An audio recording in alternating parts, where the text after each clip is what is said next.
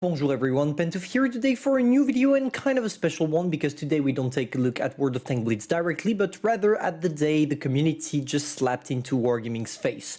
What I mean by that is that 3 days ago, World of Tanks Blitz official channel asked a question for their players on their YouTube community tab. If you had the opportunity to ask a question to the main developer of World of Tanks Blitz, what would you ask? And it's either Wargaming was too stupid to think about it, or maybe they just wanted to raise awareness toward their game, but they got literally destroyed in the comments. Not for every single comments, but for most of them. Because when you ask the players to ask questions like that, most of the time what they're gonna do is complaining. To be fair, before we jump into the comments, shout out to Wargaming for asking the players this straightforward question.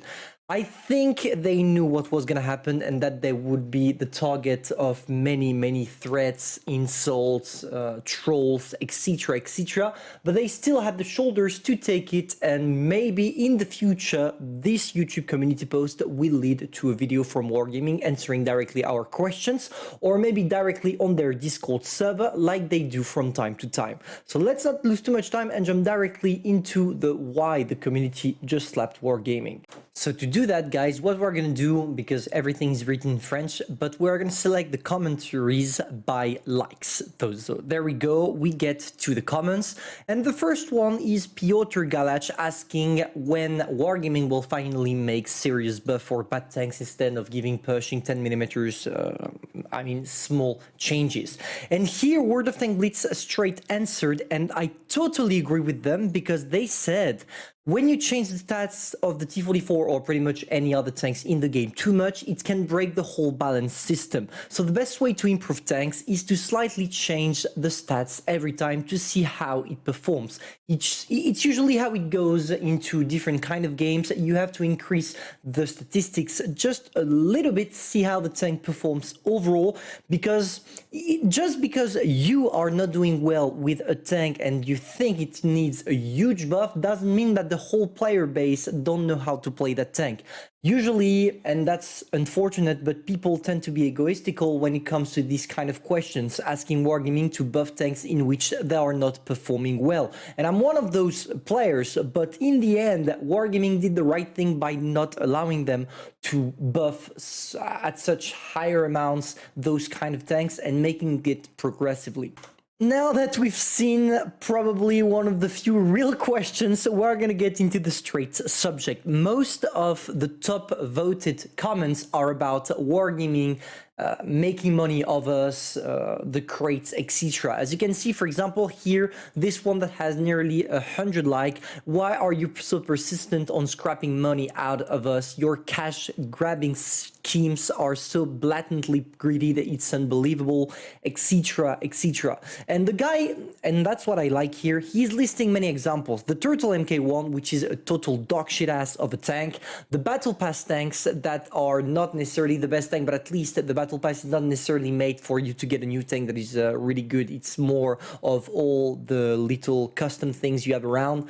But I can understand how it's frustrating some players. And this is how it goes for the majority of things to ask. What type of drugs you've been using to get the idea of putting things in crates, nearly 400 likes, all those kind of things are showing us that yes, there is a problem, and Wargaming is aware of that problem because that's how they're making money, but there is a problem with the way Wargaming is making money. We all know, and Wargaming knows because sometimes in stream they are joking about that, but they all know we hate crates. It's not fair. We have, Turtle MK1, if you put it in gold, even for a high price, but at least it's in gold, man. You put the Turtle Mark 1, one of the shittiest tanks ever, in crates. Some people spent a lot of money, and yes, I already see that argument coming. It's not Wargaming's fault. It's your fault if you choose to spend. And yes, you are right.